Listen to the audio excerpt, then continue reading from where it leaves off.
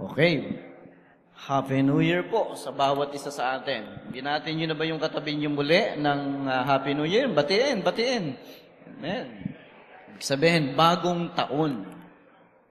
Pag sinabi hong bagong taon, bagong pagpapala yan, bagong buhay, lahat ng bagong gusto nyong isipin na pwedeng ipagkaloob sa inyo ng Lord, isipin ninyo. Huwag lang ho yung bagong asawa, hindi pagkakaloob ng Lord sa inyo yan. Ha? Ibig sabihin, lahat ng bago, positibong pwedeng mangyari sa buhay natin, isipin ninyo sapagkat ito'y bagong taon. Pwedeng ipagkaloob ng Diyos sa atin yan. Ang tema ho natin ngayong buwang ito ay the power of one. Ba't naman natin sinabing the power of one? Pag sinabi ho natin the power of one, siyempre, yun hong ginagawa ho natin na una na napakahalaga sa buhay natin. At pagka naging consistent ho tayo na ginagawa yung unang yan sa buhay natin, yan po yung nagbibigay ng kapangyarihan sa buhay natin. Yun lang ang ibig sabihin natin, the power of one. Yung unahin mo ang Diyos sa buhay mo. At ngayon ho, ang pag-uusapan natin ngayon, yun hong foundation and finishing. Dapat kasi inuuna natin yung foundation ng buhay natin. So, yun po ang ating pag-uusapan ngayon. Kaya the power of one, meron hong kapangyarihan diyan. So, sa una, sa one. Matthew 7:24-27. Tingnan natin. Sabi diyan, therefore, everyone who hear these words of mine and puts them into practices like a wise man who built his house on the rock. The rain came down, the streams rose, and the winds blew and beat against that house. Yet it did not fall, because it had its foundation on the rock. But everyone who hears these words of mine and does not put them into practice is like a foolish man who built his house on the sand. The rain came down, the streams rose, and the winds blew, and beat against that house, and it fell with a great crash. Meron hong isang may-ari ho ng bahay. Nakakita ho siya ng crack doon sa kanyang bahay. Tumawag ho siya ng nag-repair. Ilan yung tinawag niya sapagkat pagkatapos i-repair yung crack, pagkatapos nun, siguro mga ilang buwan, merong naman lalabas na crack. At patuloy na ganun. Repair, tapos may lalabas na crack. Yung huling repairman na kanyang tinawag, sinabi sa kanya ang problema. Sabi niya, sir, itong mga crack sa bahay nyo, ay hindi nyo maiiwasan. Lalabas at lalabas yan. Sapagkat ang problema ninyo ay yun hong pundasyon. Hindi ho maganda ang inyong pundasyon. Kaya magkakaproblema at magkakaproblema kayo. Tingnan nyo na lang, doon sa mga binahang lugar. Sa Tacloban, sa Quezon. Obserbahan nyo. Bakit may mga bahay na nanatili, pero may mga bahay na was out? Alam nyo ang problema, ang big difference ay yung pong foundation. Kasi tandaan natin, ang importante sa isang building, ang pinaka-importanting part niyan is the foundation. Kahit na anong gawin mo sa finishing, kahit na anong gawin mo doon sa itatayo mo yan, pagandahin mo yan, kahit napakamamahal ng mga materialis niyan, galing sa iba't ibang bansa pa, ang mga materialis niyan. Alam niyo, kung ang foundation ay merong problema, pagandahin mo man ang pagandahin ang finishing mo, magkakaroon at magkakaroon ng problema yan. Lagi kang nandun sa pagganip, sapagkat hindi maganda ang pundasyon.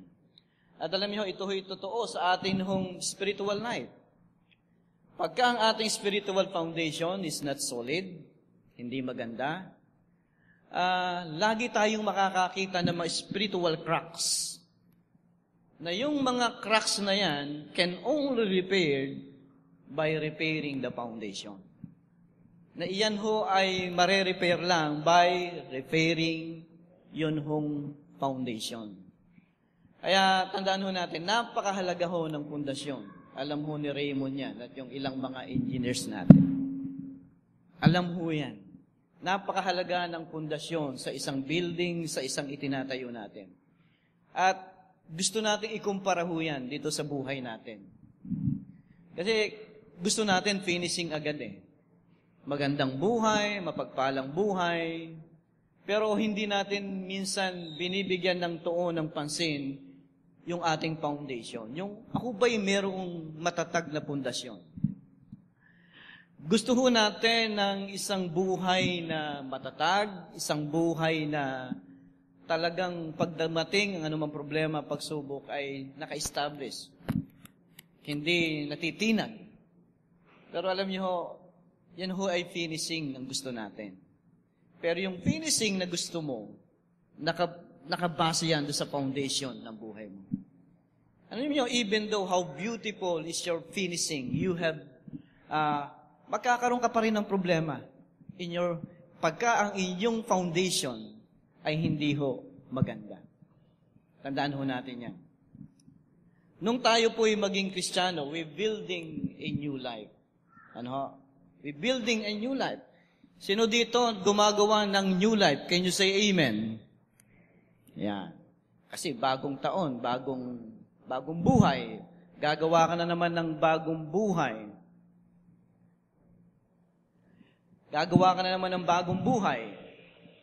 Pero tandaan mo, yung bagong buhay mo ng bagong taon na ito, nakadepende sa napakagandang pundasyon na itatayo mo ngayong bagong taon na ito. Tandaan natin, take note that the foundation of a house is somewhat invisible and sometimes ignored the component of the building. Ibig sabihin, minsan, ito ho yung hindi ho natin pinapansin kasi nga hindi nakikita to eh. Hindi naman mapapansin ng mga tao na good ang foundation ko, matatag ang foundation ko, pero napakahalaga ho nito. Hindi ko naman nakikita sa inyo kung yung paggawa ng pundasyon niya maayos. Pero bagamat hindi nakikita yan, tandaan ninyo, napakahalaga nito. Foundation has a significant benefits in the builder. Bakit? And can avoid some serious future problem. Kung gusto nyong i-avoid ang future problems ng buhay nyo, kapatid, pagbutihin mo ang foundation mo. Tingnan natin ang istorya dito po sa binasa ho natin. Nandito ang istorya, wise and foolish builder. Yun who the wise man is the one who build his house on the rock. Yan ang wise man. Yung foolish is the one who builds his house on the sand. Yung foolish, gumagawa ng bahay sa sand. Yun namang wise, siyempre, rock. Kailangan doon sa rock. Alam niyo, nung po daw sa Palestine, yan yung pinaka-context kung bakit sinabi ng Panginoon ito, ay lagi ho daw nagkakaroon ng flash floods. Common ho yan sa kanila. At dahil nga ho sila'y buhangin, lupa, alam niyo ho bang pagka dumating ang flash floods, hindi ho daw nagsisink yung ilang mga tubig sa ilalim. Dahil nga flash floods, anumang daanan yan ay pwedeng ma-wash out. Ma-wash out. Tingnan na natin yung picture, tingnan niyo. Kaya kung ikay gagawa daw ng bahay, yan ho yung tinatawag na rock. Yung nagtayo ng bahay on the rock. Ang tawag din yan ay bedrock. Kaya pagka ikaw magtatayo ng bahay doon sa Palestine, hahanap ka ng ganito. Hahanap ka ng ganito. Yung pong sa ibabaw lupa, pero pagka ikaw ay humukay ng humukay, makikita mo pa to. At doon mo itatayo yung pundasyon ng bahay mo. Ngayon, meron gumagawa naman ng bahay sa kanila, hindi ho matalino, careless, alam mo ginagawa, basta't nakakita ng lupa, okay na. Kasi gusto niyang gawin yung bahay niya madali. Kasi siyempre, pagka nga naman na gusto mo, pundasyong bato, huhukay ka ng huhukay ng malalim eh. Ngayon, meron dalawang builders. Isang wise at isang foolish. Ngayon, ano yung wise? Sino yung wise builder? Yung the wise builder, ito yung the one who hear the words of God and practice it. Kung gusto mo maging wise builder, una, siyempre, nakikinig ka ng salita ng Diyos. Nagbabasa ka ng salita ng Diyos. Nakikinig, nagbabasa. Kaya alam nyo, kayong mga laging umaattend ng pagtitipon at nakikinig ng salita ng Diyos, you are the wise builder. Wise builder tayo eh. Kasi gusto mo, ang pundasyon mo ay nakatatag doon ho sa bato. Ibig sabihin, bato ang pundasyon mo. O yung bahay mo ay nakatatag sa pundasyong bato. So, building a strong foundation is connected to our treatment with the Word of God. Kasi pinakikinggan mo yan, binabasa mo yan, at pagkatapos mo pakinggan, basahin, ginagawa mo. So, yung paggawa ng strong foundation, connected ho yan to our treatment with the Word of God. Paano mo tinitreat ang Word of God? Yan ang pagtatayo ng iyong pundasyon. Kapatid, gusto mong matatag ang buhay mo sa 2015? I-treat mo ng tama ang Word of God. If you don't treat the Word of God well, we don't read it, we don't have devotion consistently, we are building our lives on the sand. Tiyak, pagka wala kang devotion consistently, hindi mo tinitreat well ang Word of God, ang pundasyon mo, hindi ba to? Ewan ko, maaring ang pundasyon mo, yung mga bagay na nandito lang sa daigdig na ito. Tandaan nyo yan. Ngayon, ay paano natin susundin ang salita ng Diyos? Mga kapatid, tingnan nyo ha. Paano mo masusunod ang salita ng Diyos kung hindi mo alam ang salita ng Diyos? Siyempre, tandaan natin, yung building a strong foundation, reading or hearing and then obeying it. Ibig sabihin, package mo yan. Pagka ikaw ay nakikinig, nagbabasa, sumusunod, nagbibuild ka ng strong foundation. Ang pinakadulo niyan, pagsunod eh. And that is building a strong foundation. Pagka ikaw sumusunod sa salita ng Diyos. Pagka ikaw ay masunuring Kristiyano, pero siyempre, hindi ka magiging masunuring Kristiyano kung di mo alam yung sinusunod mo. Hindi ka naman nagbabasa, hindi ka naman nagde-devotion. Ibig sabihin, package yan. Iisa yan. Hindi pwedeng sumusunod ka, pero hindi ka naman nagsasaliksik ng salita ng Diyos. Napakahalaga na ang dulo yan pagsunod. Marami daw Kristiyano, pasaway. Alam niyo ba ang English ng pasaway? Ano ang English ng pasaway? Pass away. Pass away daw, pass away. Alam niyo yung pass away? Yung bang dadating dito yung salita ng Diyos, nagbabasa, nakikinig, pasok dito, tapos labas dito, pass away. Ayun yung pass away. Hindi sinusunod ang salita ng Diyos, hindi lumalabas sa kanyang buhay. Pasok sa kabilang tenga, pero labas sa kabilang tenga. So, building strong foundation, reading, hearing, and obeying it, but you will not obey it. Tandaan ninyo, if you don't have time with the Word. Bakit? Because giving time to it is exposing our lives with the power of the Word of God that help us to obey it. Alam niyo kung bakit hindi ka talagang makasunod? Alam niyo ang problema kung bakit pass away ka? Alam mo ang problema mo? Hindi mo talaga tinatatrato ng tama ang salita ng Diyos. Tingnan natin ang 1 Thessalonians 13. Ano sabi ng 1 Thessalonians 13? And we also thank God continually because when you received the Word of God, which you heard from us, sabi ni Apostol Pablo, yung narinig nyo mula sa amin na salita ng Diyos, sabi niya sa mga taga-Thessalonica, sabi niyan, you accepted it not as a human word. Binigyan talaga nila ng tamang trato ang salita ng Diyos. Yung pakikinig o pagbabasa. But as it actually is the Word of God. Tama trato nila sa Word of God. Which is indeed at work in you who believe. Pag tama ang trato mo sa Word of God. Pag tama ang pagharap mo, you give time with the Word of God, e-epekto sa buhay mo yan. Bakit? You expose your life doon sa kapangyarihan na magbibigay sa iyo upang ikaw ay makasunod. Tandaan niyo. Ito pa, James 1:25. But whoever looks intently into the perfect law that gives freedom, and continues in it, not forgetting what they have heard, but doing it, they will be blessed in what they do. Tingnan ninyo. May nauna doon sa doing it eh. Ano yun? But whoever looks intently. Pangalawa, and continues in it. Alam niyo tawag dyan? Consistent. Ano? Yung bang consistent tayong nagbibigay doon ng oras sa salita ng Diyos. Spending time with the Word consistently. At siyempre, this is our devotion. Ito yung devotion natin. Kaya nga, gusto natin sa pagharap natin ng 2015, nakikita natin na ang lahat ay natuturuang mag-devotion.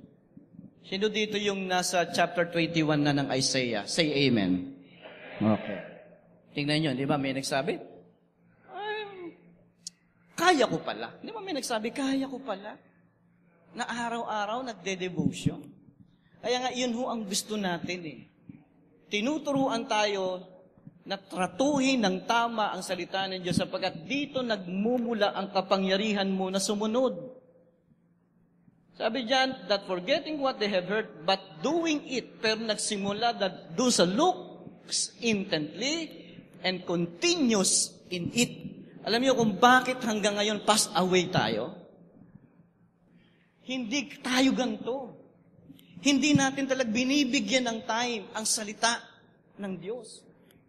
Tandaan ninyo, yung sun, napakaliliit na bato yan. At may mga lupa pa.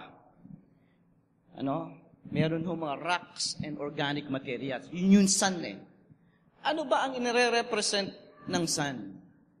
Alam niyo yung sun, ang nire-represent niya ay things of this world. And things that are not stable. Yung mga bagay na nasa mundong ito na hindi stable, na hindi natin pwedeng pagtiwalaan. Sun, which is of this world and not stable. Ano naman yung the rock o yung rock? The rock which is not of this world. And it is stable, endurable. Ibig sabihin, eternal. At alam niyo kung sino yon? That is Jesus. Pagka ikaw nagbabasa, nakikinig, sinusunod mo yan, alam niyo bang gumagawa ka ng strong foundation. Tinatatag mo ang buhay mo doon sa bato. At alam niyo kung sino yung batong yan, walang iba kung hindi ang ating Panginoong Jesucristo. Ang batong yan ay walang iba kung hindi ang ating Panginoon. 1 Corinthians 3:11. For no one can lay any foundation other than the one already laid, which is Jesus Christ. Ang Panginoon ang ating strong foundation. Dapat dyan natin itinatayo ang buhay natin. So establishing our life in good and strong foundation, which is Jesus, sa papaano? Paano natin in-establish ang buhay natin dyan sa strong foundation na yan? By the way we treat the Word of God. Tandaan na natin. May nagsasabi, strong foundation ko si Jesus. Sa 2015, siyempre, ang strong foundation ko si Jesus. Pero kung hindi tama ang trato mo doon sa Word of God, mga kapatid, imposibleng maging strong foundation mo si Jesus. Kung hindi tama ang trato mo sa Word of God. Tandaan ho natin, kung gusto natin magkaroon ng strong foundation na talagang pinatutunayan natin na si Jesus ang strong foundation natin, at dahil doon, anumang problema, anumang pagsubok dumating sa atin sa 2015, dahil ang strong foundation ko si Jesus, hindi ako matitinag, tratuhin mo ng tama ang kanyang salita. Ngayon, tingnan natin yung important facts about foundations. Una, siyempre, ang foundation is the first part to be prepared, di ba? Ito yung unang dapat nating i-prepare. Hindi ho pwedeng mauna ang finishing eh. Dapat foundation muna. And then finishing. Pero siyempre, siguraduhin nating tama, matatag ang foundation natin. Kasi kung hindi, nag-iimbita tayo ng trouble sa buhay natin. Kung hindi muna natin titingnan kung matibay ang foundation natin. Tingnan ninyo. Bakit hanggang ngayon, marami pang mga promises na hindi natutupad ang Lord sa buhay natin? Bakit hindi basta na lang niya tuparin ang dreams ko, yung visions ko, yung desires ko, yung desires ng aking puso? Bakit hindi basta na lang niya tuparin? Dito sa church natin, bakit hindi na basta na lang niya palaguin ang church natin? Bakit hindi na niya basta ayusin ang buhay ko? Dumating ang maraming pagpapala sa buhay ko. Bakit na-delay? Bakit hindi pa natutupad? Alam niyo, ang mga ito'y finishing eh. Siguro ang gusto ng Lord kung bakit hindi pa niya tinutupad yan sa buhay natin, kasi alam niyang may problema ang foundation mo. At alam niya, pagka itinatag lang niya yung mga finishing na yan, wala mawawala rin, magkakaproblema rin eh. Kasi yung foundation mo hindi tama. Baka ang gusto ng Lord, itama muna ang pundasyon ng bawat isa sa atin. Upang sa ganon, bigyan ka man ng pagpapala, ay hindi nawawala. Napakalaga sa pag pinagpala ka ng Lord, hindi nawawala. Kaya nga ang Diyos, hindi mo yan, hindi mo mapipilit yan. At hindi naman siya nagmamadali talaga sa buhay mo. Kasi may hinihintay pa siya na importante na ginagawa mo. The foundation must be prepared first. Pangalawa, the foundation takes the weight of the house, o yung pong building. Kaya pagka hindi ito ginawa properly, siyempre the house will eventually come crashing down. O ibig sabihin, mawawasak din yan. Alam mo yung wise man, ito ho yung tao na humuhukay ng malalim. Bakit po? Kasi gusto niyang makita gusto niyang hanapin yung bedrock, yung bato. At hindi siya titigil hanggat hindi niya nahihit yung hard rock underneath. Kasi alam niya yung matatag. At pagka doon niya itinayo ang kanyang bahay ay hindi basta-basta mawawasak. He dug deep. Tandaan natin. Kaya alam niyo, yung devotion natin, ginagawa natin kay Lord, hindi basta-basta yan eh. May sakripisyo yan. Kasi you are building a strong foundation. Hindi basta-basta yan. Minsan nga doon sa Palestine ay, minsan yung mga gumagawa ng bahay, humuhukay ng mga 20 feet, 30 feet. Bakit talaga hahanapin lang nila yung bedrock eh? Hahanapin lang nila yung bato. Bakit? Binibigyan talaga nila ng importansya yan. Sapagkat alam nila, pag hindi talaga tama ang pundasyon niya, anumang maitatag niya yan, diyan ay magko-collapse. Tingnan ninyo. Isipin ninyo, napakaraming mga taon tatalino. Talented people. Ang gagaling. Pero dahil merong bad at weak foundation, nasaan sila ngayon? Di ba? Nang dumating ang problema, naapektuhan sila. Ilan sa kanila ay nakakulong. Ilan sa kanila ay nagpakamatay. Bakit? Kasi, pag susuriin natin, mali ang kanilang foundation. Ang pundasyon nila hindi nakatayo sa strong foundation, which is Jesus. At meron hong mga Kristiyano na minsan ganyan din. May mga Kristiyano na nagkakaroon din ng problema. May mga Kristiyano na minsan hindi rin maganda ang kinalalabasan. Bakit? Kasi hindi talaga natutong gawin si Jesus na strong foundation ng kanyang buhay. The foundation, the most important part, is hidden from sight. Ibig sabihin, ito po ay hindi nakikita. Hindi nakikita ng maraming tao. Kaya minsan kalimitan, hindi ka dyan nagko-concentrate eh. Kasi hindi naman nakikita ng mga tao eh. Minsan nagko-concentrate doon sa pagpapaganda ng bahay, panturang maganda. Minsan ganyan na nangyayari. Forma ng bahay, design ng bahay.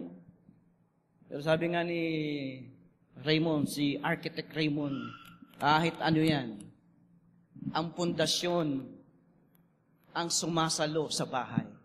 Magkakaproblema at magkakaproblema. Alam niyo, maraming Kristiyano ini-ignore yung hindi nakikita. Kasi hindi naman nakikita ng maraming tao. Ang pinagbubuti, paglilingkod na nakikita ng mga tao. We preach. Di ba?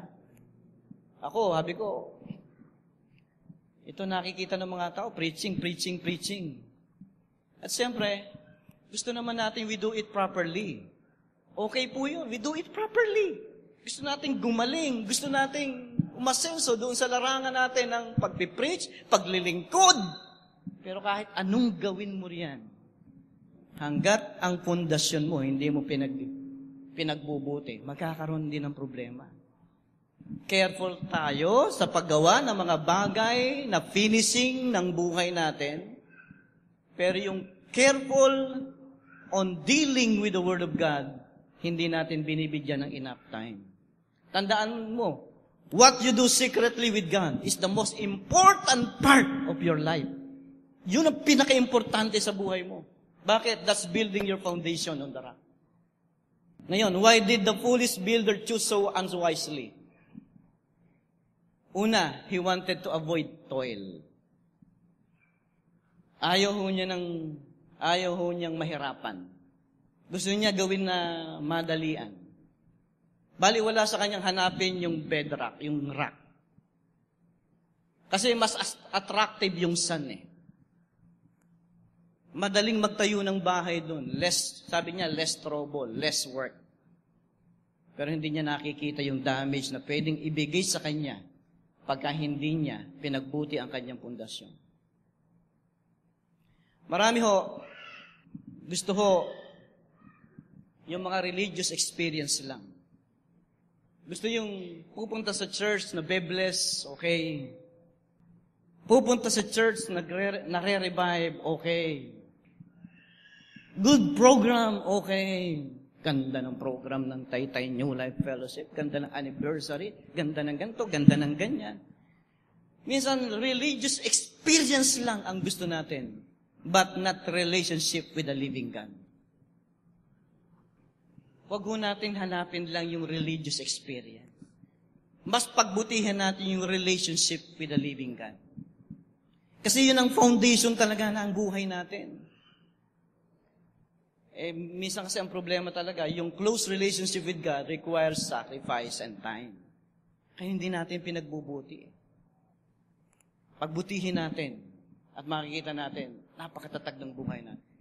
Ito hong foolish builder na ito, he was short-sighted. The foolish builder, he was short-sighted.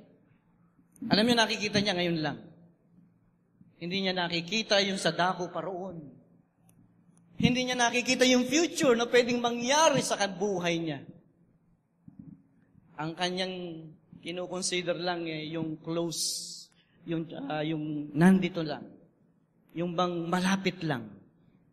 Pero hindi niya tinitingnan niya 6 months, afterwards, 1 year, ganito, ganyan. Hindi niya nakikita yon.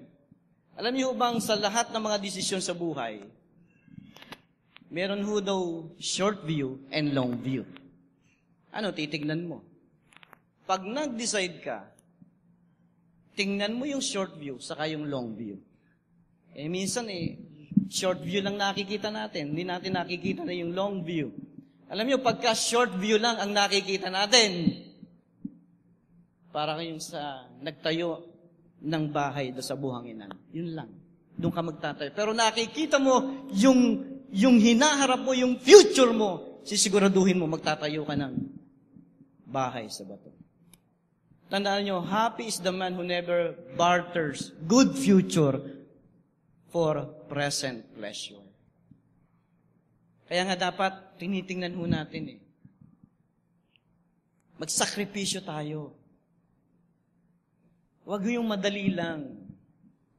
Tingnan natin, ito ba ay pagtatayo ng strong foundation ng aking buhay? Alam niyo daw ba ang lumalagong church, cell, Christian, mahilig sa foundation, not just finishing. Mahilig sa finishing, pero hindi sa foundation. Yan ho yung foolish builder. Nakasentro lang sa finishing, pero hindi sa foundation. Pero yung wise builder, nalalago, tatatag, yan ho, ay nagtatayo doon sa bato, ang atin hong Panginoong Jesucristo. Alam nyo, buhay natin, ministry, gusto mong gamitin ka ng Lord lagi? Gusto mo laging finishing? Gusto mo effective ang sermon mo? Gusto mo effective ang teaching mo? Gusto mo effective ang leading mo? Effective ang pagpapakanta mo? Effective yung lahat ng ginagawa mo kay Lord? Finishing lagi gusto mo Pero hindi mo nakikita na yung finishing dapat nakatayo sa isang tunay na pundasyon. Strong foundation. At dahil doon, gaganda ng gusto ang finishing mo. Ibig sabihin, dapat mahal natin ang pundasyon, hindi lang ang finishing. Even sa atin hong blessings, napakaraming Kristiyano gusto blessings, prosperity. Finishing yan Pero kung talagang gusto mo, seryoso ka sa finishing mo, dapat maging seryoso ka din sa foundation mo. Sino dito ngayong 2015, gusto mong ma-experience yung totoong prosperity with material things? Can you say amen? Okay. Pagbutihin mo yung pundasyon. Pagbutihin mo yung trato mo sa salita ng Diyos. At pagka pinagbuti mo ang trato mo sa salita ng Diyos, at hindi ka pinagpala ng Diyos, sinungaling ang Diyos. Pero hindi sinungaling ang Diyos Pag pinagbuti mo ang pundasyon mo, ang trato mo sa salita ng Diyos, tsak, pagpapalain at pagpapalain ka ng Lord. Bakit? You are building your lives saan? Do sa strong foundation. Tandaan ho natin, pag sinabi hong bagyo, Pag sinabi hong bagyo, yung strong winds. Ang nasa isip naman natin, hindi yung literal Siyempre, ang nasa isip natin, ito. Halimbawa, dealing with a difficult or broken relationship. Yan ho, pwedeng dumating yan sa 2015. Going through a financial crisis, pwedeng dumating yan. Withstanding legal problems, unpleasant or painful health problems, the death of someone you love, dealing with rebellious children, facing something that brought public disgrace, hiniya ka, being laid off from work, maring dumating yung mga bagay na yan, dealing with a conflict situation at work or in the church. Lahat yan ay maituturing nating bagyo, pagsubok, problema ng buhay. Pero alam niyo ba, kung ang buhay natin nakatayo sa strong foundation, which is Jesus, maranasan man natin ang lahat ng ito, hindi ka kayang igiban ito. At sinisigurado ko sa inyo, maantala man ang pagpapala mo. Dahil ang iyong buhay ay nakatatag sa isang strong foundation, which is Jesus, patuloy pa rin ang pagpapala mo sa 2015. Amen? Can you say amen? Palakpakan natin si Lord.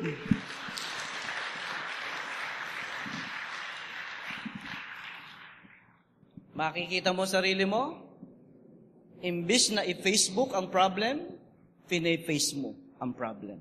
Di ba? Nakikita, alam niyo, doon sa Palawan, meron yung tinatawag na bear skunk na hayop. Alam niyo yung bear skunk? Pag doon na-stress yan, may lumalabas na oil sa kanya. At yung oil na yun mabaho pagka na-stress. Ano yung nais kong ikumpara yan sa buhay ng isang Kristiyano? Alam niyo bang pagka ikaw meron ka strong foundation, pagka na-stress ka, nagka-problema ka, Tsak, ang lalabas sa buhay mo, hindi mabaho. Hindi mga mababahong pananalita at mababahong aksyon. Sinisigurado ko sa iyo. Pagka nagka-problema ka, ang lalabas sa buhay mo, loving words. Ang lalabas sa buhay mo ay yung mga tamang aksyon. Because binild mo ang buhay mo doon sa strong foundation. Naalala ko yung kwento. Dark room. Napakadilim na kwarto. Alam niyo bang merong umuungol? Talagang napakalakas ng ungol. Napakalakas ng ungol. Alam niyo, biglang nag-click yung ilaw. Alam niyo, nakita ng maraming tao, isang dagang maliit na may hawak na mic. Pag-hook, dagang maliit. May hawak na mic lang pala. Alam niyo, pagka ikaw meron kang strong foundation, hindi ka kayang talunin ng mga problema. Hindi ka kayang takutin ng mga problema. Tandaan mo, tayo ang tatakot sa problema. Can you say amen? Amen. Sige, palakpakan natin si Lord. Sige. Meron pang isang kwento. Meron daw isang hymn. Shall we gather at the river? Yung hymn na yan, kinakanta yan sa ibang mga church. Yung Shall we gather at the river? Meron daw preacher. Nagpipreach. At alam niyo, ang topic, surrendering our lives to God. Surrender natin ang buhay natin sa Lord. At talaga namang masyado siyang mainit sa pagpipreach. Sabi niya, kung nasa akin buhay ang lahat ng beer, yung inumin, sa buong mundong ito, itatapon ko diyan sa river. I throw it into the river, sabi niya. At siyempre, yung kongregasyon, amen, may approval. Muli, sabi niya, kung nasa akin ang lahat ng brandy sa buong mundo, itatapon ko doon sa river. Itatapon ko yan. Amen na ng lahat ng tao, palakpakan ng lahat ng kongregasyon. At sabi pa niya, pag nasa akin ang lahat ng whiskey sa buong mundo, I'll throw it into the river. At alam niyo, pagkatapos mag-preach, siyempre, palakpakan ng mga tao. Tinawag niya yung choir. Yung song leader nagpakanta. Alam niyo pinakanta? Ang kantay, Shall we gather at the river? What's the point? Maraming Kristiyano, maraming isinusuko. Pero problema, bumabalik eh. Di ba? Maraming Kristiyano, suko nito, suko niyan, service, suko ng ganito, ikinomit yan. Pero bakit nandun ka pa rin sa river? Bakit nagbabalik pa rin? Alam niyo ho, ang problema natin, pundasyon. You are not obeying because you don't expose your life to the thing that will give you power. And that is the Word of God. Hindi mo ini-expose ang sarili mo doon sa bagay na magbibigay sa iyo ng kapangyarihan na sumunod. At yun ay ang salita ng Diyos. Ibig sabihin, spending time with the Word. Pwede ho bang tumayo tayong lahat? Jesus. Thank you, God. Bakit hindi mo natin saliksikin ang buhay natin? Sige, pumikit po tayong lahat. Pikit po tayong lahat. Saliksikin ho natin ang buhay natin. Bakit nga ba? Hindi ko na-experience ng lubusan yung blessings ng Lord. Bakit nga ba? May sinusuko ako kay Lord. Pero bakit? Dumadating ang time, binabalikan ko rin. Bakit nga ba? Dumadating ang mga problema, pagsubok sa buhay ko. Pero apektado ako. Tandaan niyo po, hindi ibig sabihin nagtatayo kayo ng pundasyon. Sa bato ay hindi na kayo makakaranas ng problema, ng winds, ng storm. Meron pa rin. Pero lamang ka. Kasi ang pundasyon mo bato.